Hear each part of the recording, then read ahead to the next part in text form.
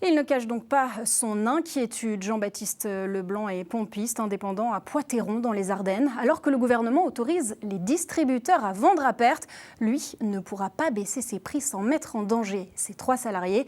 Son cri d'alarme a été recueilli par Mathis Lescan et Mustapha Abbas. Un prix au-dessus de 2 € et des carburants toujours plus chers. À la pompe, ce jeune automobiliste peine à faire le plein. 2 €, c'est pas possible. Moi, je travaille à quoi, 40 km, ça devient impossible, quoi. 200, 300 € de carburant, même au GPL, ça fait 200, 300 € par mois. Une hausse que le gouvernement tente d'enrayer. Il vient d'autoriser la vente à perte de carburant.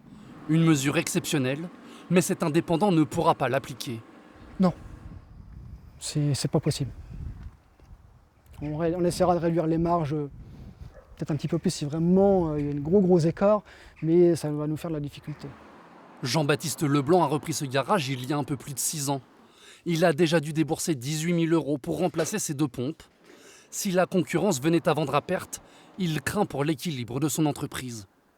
La station fait vivre un salarié. La station sort un salaire. Donc si, mettons,